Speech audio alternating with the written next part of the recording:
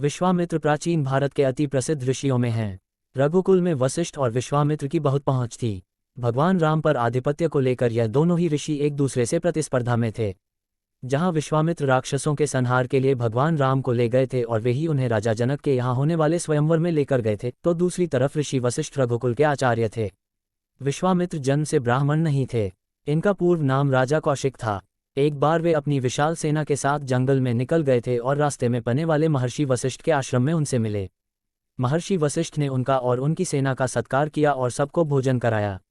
राजा कौशिक को इस पर आश्चर्य हुआ तो वशिष्ठ ने बताया कि मेरे पास नंदिनी गाय है जो कामधेनु की पुत्री है और स्वयं इंद्र ने महर्षि को भेंट की थी। Trending videos. राजा कौशिक ने नंदिनी को पाने के लिए जिद की, परंतु वशिष्ठ ने मना कर दिया। इस पर कौशिक ने बलपूर्वक नंदिनी को ले जाने की कोशिश की। कथा है कि नंदिनी ने वशिष्ठ की आज्ञा से अपने योग बल से सारी सेना को ध्वस्त कर दिया और राजा कौशिक को बंदी बनाकर वशिष्ठ के सामने प्रस्तुत किया। कौशिक ने वहां पर भी वशिष्ठ पर आक्रमण किया।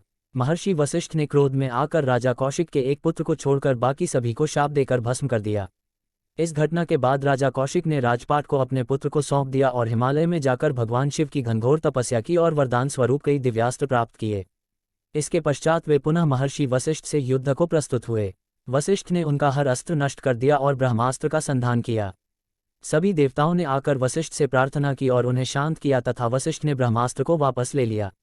राजा कौशिक को अत्यंत पश्चाताप हुआ कि कालास्त्र, मानव, मोहन, गांधर्व, जरिम्भन, व्रज, ब्रह्मपाश, कालपाश, वरुणपाश, पिनाक, दंड, पैशाच, क्रांच, धर्मचक्र, कालचक्र, विष्णुचक्र, वायव्य, मंथन, मूसल, विद्याधर, कंकाल के होते हुए भी वह पराजित हो गए।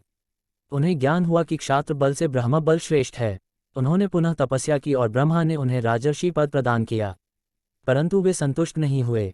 उन्होंने पुनः तपस्या प्रारंभ की और बहुत सारे विग्रहों के बाद भी तपस्या को पूर्ण किया और इंद्र ने उन्हें ब्राह्मण पद प्रदान किया। अब वे विश्वामित्र थे तथा इंद्र से उन्होंने वष्टकार तथा चारों वेद भी मांगे, परंतु उनकी प्रतिज्ञा थी जब तक ऋषि वशिष्ठ उन्हें ब्रह्मऋषि पद नहीं देंगे तब तक वे शांत नहीं होंगे। बाद में उन्हें वशिष्ठ ने भी ब्रह्मऋषि के रूप में स्वीकार कर लिया। क्रोध में दोनों ने एक दूसरे के पुत्रों को नष्ट कर दिया था, परंतु अब विश्वामित्र भी क्रोध और मोह के बंधनों से ऊपर उठ चुके थे। विश्वामित्र की अन्य कथाएं। उनकी तपस्या को भंग करने के लिए इंद्र ने स्वर्ग से अप्सरा मेनका को भेजा। विश्वामित्र मेनका पर मोहित हो गए थे और मेनका कन्या उत्पन्न होने तक उनके साथ रही। बाद में वह स्वर्गलोक वापस चली गई। विश्वामित्र ने इस कन्या को रात के अंधेरे में ऋषि कव के आश्रम में छोड़ दिया था। यह कन्या शकुंतला के नाम से विख्यात हुई, जिसका गंधर्व विवाह सम्राट दुष्यंत के साथ हुआ। इन दोनों से भरत नाम के पुत्र ने जन्म लिया, जिसके नाम पर हमारे देश का नाम भारत पड़ा है। त्रिशंकु की कथा। त्रिशंकु इक्ष्वाकु वंश के राजा थे और सशरीर स्वर्ग जाना चाहते थे। उन्होंने महर्षि वशिष्ठ से इसके लिए अनुरोध किया। वशिष्ठ और उनके पुत्रों ने इसके लिए मना कर दिया। वशिष्ठ के पुत्रों को जब त्रिशंकु ने अपशब्द कहे तो उन्होंने त्रिशंकु को चांडाल होने का शाप दिया। त्रिशंकु के मंत्री और सभासद उनका साथ छोड़ गए। विश्वामित्र ने त्रिशंकु का आग्रह स्वीकार कर लिया और एक यज्ञ का संधान किया। उनके निमंत्रण को ऋषि मुनियों ने तो स्वीकार कर लिया, परंतु वशिष्ठ और उसके पुत्रों ने स्वीकार नहीं किया। उनका कहना था कि जिस यज्ञ में यजमान चांडाल हो और पुरोहित क्षत्रिय हो, उस यज्ञ का भाग वे स्वीकार नहीं करेंगे। विश्वामित्र ने वशिष्ठ पुत्रों को कालपाश में यमलोक जाने का शाप दे दिया।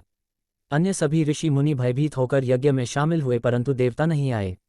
इसके पश्चात विश्वामित्र ने मंत्र बल से त्रिशंकु को स्वर्ग भेजने की प्रक्रिया प्रारंभ की। स्वर्ग की ओर आया देखकर इंद्र ने क्रोध से त्रिशंकु को कहा कि गुरु के शाप के कारण तू स्वर्ग में रहने के योग्य नहीं है। इस पर त्रिशंकु गिरने लगे और अधर में ही सिर के बल लटक गए। तब विश्वामित्र ने मंत्र बल से उसी स्थान पर एक नए स्वर्ग की सृष्टि कर दी। इंद्रादि देवता जब विश्वामित्र के पास आए तो विश्वामित्र ने कहा कि मेरे द्वारा बनाया गया यह स्वर्गमंडल हमेशा रहेगा,